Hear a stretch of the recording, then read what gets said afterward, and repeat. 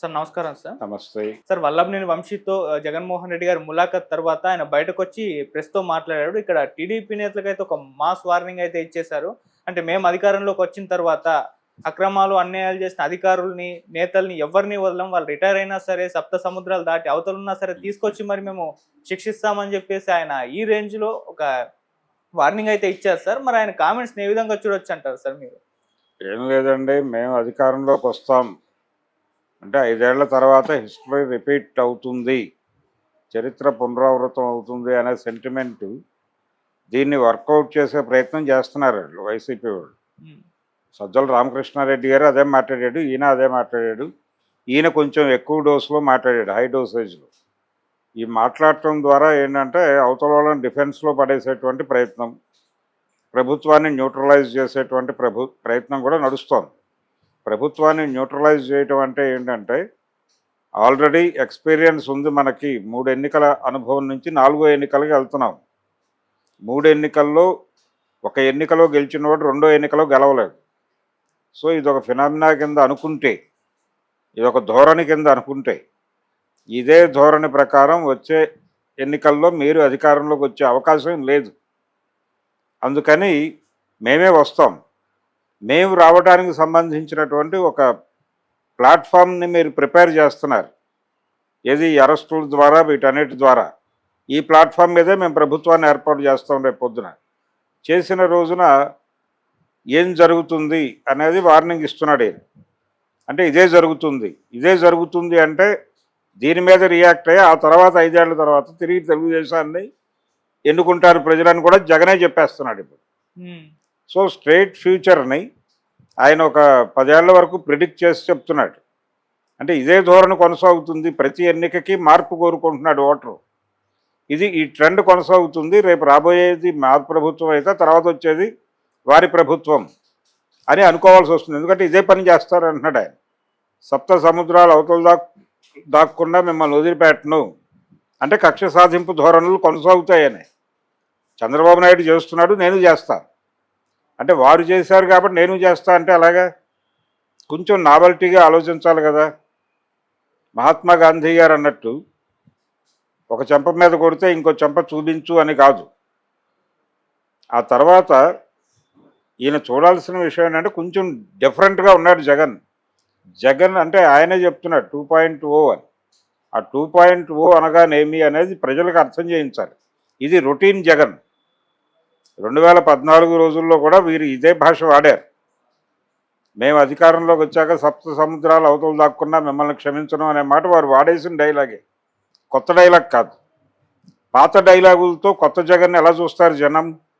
చూడరు కదా. కొత్త డైలాగులతో కొత్త జగన్ని ఎమర్జీ చేయాలి. ఆ కొత్త డైలాగ్ ఏమై ఉండాలి? మీరు సాధించండి అయ్యా, మీరు చేయండి. మీరు అరెస్టులు చేశారని మేము చెయ్యం, మీరు మా వాళ్ళని కొట్టండి, మేము క్షమిస్తాం, మిమ్మల్ని అదే పదవుల్లో కొనసాగిస్తాం, మీలాగా మేము చెయ్యం. మీ వాడు అంటే పట్టాభి ఆ రోజున ఎంత వికృతంగా ప్రవర్తిస్తే, ఎంత వికృతంగా మాట్లాడితే మేము ఆ పని చేసామో మీకు అర్థం చేయిస్తాం అని చెప్పి మీరు ఏదైనా చేయండి, జనం గమనిస్తున్నారు, జనం దృష్టికి తీసుకెళ్ళటమే మేము చేస్తాం, ఇదిగో ఇది చేస్తోంది ప్రభుత్వం అని మాత్రమే చెప్తాం తప్ప కక్ష సాధింపు ధోరణులు మాకు లేవు. జనం మీ మీద కక్ష సాధిస్తారేమో మాకు తెలియదు, అది పబ్లిక్ మూడ్. కానీ మేము ఏదైనా ప్రజలకు చెప్పుకుంటాం, ఎందుకంటే అంతిమ నిర్ణేతలు వాళ్లే కాబట్టి అని మాట్లాడుంటే కొత్త స్టేట్మెంట్ అయ్యేది. అలా కాకుండా నువ్వు రొటీన్ స్టేట్మెంట్ ఇచ్చేసి జగన్ 2.0 లేకపోతే 3.0 అంటే ఎట్లా నడుస్తుంది? అందుకని జగన్మోహన్ రెడ్డి గారి స్టేట్మెంట్ అన్న జైలు దగ్గర మాట్లాడిన దానిలో ఒక ఎమోషను, ఒక ఆవేశము ఉంది. జగన్ అంటేనే ఎమోషన్ అంటున్నారు. జగన్ అంటే ఎమోషన్ అవునో కాదో పక్కన పెట్టేస్తే జగన్ని జనం చూడాలి. ఇప్పుడు వైసీపీ వాళ్ళు మాత్రమే జగన్ని కాదు, వైసీపీ పార్టీలో ఉన్న వాళ్ళందరూ జగన్ అనుకూలులు, లేకపోతే అదొక ఎమోషన్గా కనిపిస్తాయి. అది చాలదు. పబ్లిక్ని ఎమోషనలైజ్ చేయగలగాలి, ప్రజల్ని ఎమోషనలైజ్ చేయగలిగేటువంటి ఎలిమెంట్ ఏమిటి అనేది పట్టుకుని ముందుకెళ్ళాలి. అంతే తప్ప రొడ్డకొట్టుడు ప్రకటనలతోనూ రెగ్యులర్ స్టేట్మెంట్స్తోనూ మీరు జనాలని దృష్టిని ఆకట్టుకోలేరు. అందుకని జానర్ మారాలి, జార్గాన్ మారాలి, అన్నీ మారాలి. ఆ మార్పు జనాలకి కనెక్ట్ అవ్వాలి, జనాన్ని నడిపించాలి. అది జరగకుండా నేను చూసుకుంటాను, మీరు సప్త సముద్రాల అవతలున్నా నేను లాక్కొచ్చి చంపేస్తాను అని చెప్పడం అనేది అది జగన్ స్థాయిలో ఈ సమయంలో మాట్లాడాల్సిన మాటలు కాదు. కొంచెం డిఫరెంట్గా ఆలోచించడం మొదలు పెట్టాలి. క్రియేటివిటీ కావాలి. ఆ క్రియేటివిటీ లుప్తమైపోయింది. ఆయన పక్కన ఉన్నటువంటి క్యాడర్ మొత్తం కూడా నిర్వీర్యం అయిపోయి కన్ఫ్యూజన్లో ఉంది అనేది అర్థమవుతోంది. ముందు ఆ టీం నుంచి ఆ కన్ఫ్యూజన్ని దూరం చేసే ఏదైనా ప్రోగ్రామ్ టేకప్ చేయాలి. ఆయన సబ్మెసివ్గా ఉండాలి, ఏది అగ్రెసివ్గా కుదరదు. అసెంబ్లీకి వెళ్ళనని మాట్లాడుతున్నాడు ఆయన. ఇది కూడా మొండి ధోరణే. మీరు నాకు మైక్ ఇచ్చినా ఇవ్వకపోయినా నేను చేసే గొడవ నేను చేస్తా. నాకు 11 సీట్లు ఇచ్చారు జనం.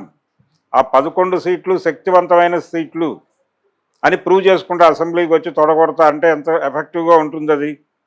నాకు మీరు మైకు ఇంతే ఇస్తారు కాబట్టి, ఇంత మైక్ ఇచ్చే అవకాశం మీరు ఇవ్వట్లేదు కాబట్టి నేను అసెంబ్లీని బాయ్కాట్ చేస్తానంటే జనం ఇతరేంటి ఇలా మారుతున్నాడు అనుకునే ప్రమాదం ఉంది కదా. మీకు ఆ 11 నియోజకవర్గాల ప్రజలు, ఆ 11 నియోజకవర్గాల ప్రజలు మీ మీద నిరసన తెలియజేస్తే దీని ప్రభావం మిగిలిన అన్ని నియోజకవర్గాల మీద పడుతుంది. ఈ వైనాట్ 175 అనే ఈ 175 నియోజకవర్గాల మీద ఈ 11 నియోజకవర్గాల ప్రభావం పడి రేపు పొద్దున మీకు వచ్చే సీట్లు కూడా పోగొట్టే ప్రమాదం ఉంది. అందుకని కొత్త స్టేట్మెంట్లు, కొత్త పద్ధతిలో ఆలోచనలతో జనం ముందుకు రావటం అనేది రీడిజైనింగ్ జరగట్లా. ఆ రీడిజైనింగ్ జరిగితే తప్ప కుదరదు. జగన్ ఇప్పటికీ హోప్లెస్గానే ఉన్నాడు. ఓకే, అంటే వాళ్ళ కార్యకర్తలు నేతల్లో ఒక ఫైర్, మనోస్థైర్యం నింపడం కోసం అంటున్నాడు. మనోస్థైర్యం నింపడం కోసం నువ్వు వెళ్ళి నిలబడి వాళ్ళకి అండగా. నువ్వు ఇంట్లో ఉండకు, రోడ్డు మీదే ఉండు. రోడ్డు మీదే ఉండు. కార్యకర్తలు వాళ్ళ ఇంటికి వెళ్ళి ఓదార్చు, వాళ్ళకి అండగా నిలబడి, వాళ్ళకి ఏదన్నా కావాలంటే చేసి పెట్టు. అంతవరకే. ఇది కూడా ప్రచారమే. ఇది కూడా డెఫినెట్గా ప్రచారమే. దీంతో పాటు ప్రభుత్వం వ్యవహరిస్తున్న తీరు పట్ల ప్రజల్లో ఎండగట్టు. కానీ నేను ఇదే చేస్తానని చెప్పద్దు. నేను ఇదే చేస్తాననే మాట ఇంతకు ముందు కూడా అనేసావు నువ్వు. అయిపోయింది అది. ఓకే, దాని తాలూకా ఫలితం నువ్వు అనుభవించేసావు. ఆ స్టేట్మెంట్ తాలూకా ఫలితమే నువ్వు 2019లో సాధించిన విజయం. ఇప్పుడు మళ్ళీ గెలుపు కొత్త స్టేట్మెంట్ కావాలి కదా. పాత స్టేట్మెంట్తో కొత్త విజయాలు రావు కదా. అందుకని పాత ప్రకటనలతో కొత్త విజయాలు రావు అనేది చాలా ఓల్డ్ స్టేట్మెంట్. ఇది చాలా కాలం క్రితం నీలం సంజీవ్ రెడ్డి లాంటి వాళ్ళు వాడేసిన ప్రకటన ఇది. అందుకని కొత్తగా ఆలోచించాలి. జనాలకి కొత్తగా అనిపించాలి. ఆ కొత్తగా అనిపించటం ఎలా అనిపించాలి అనేది డిజైన్ చేసుకోవాలి. మూమెంట్ కూడా కొత్తగా డిజైన్ చేయాలి. ఆ కొత్తగా డిజైన్ చేసుకోవటం గురించి మేధోమథనం జరపాలి వైసీపీలు. అది లేకుండా ఏదో పడుకుని సడన్గా లేచొచ్చి రోడ్డు మీదకి పాత కాగితాలలో నుంచి ఒక కాగితం పీక్కొచ్చి అది చదివేస్తే అట్లా ఆ ధోరణి మానేస్తే better. Okay sir, thank you so much sir. Thank you.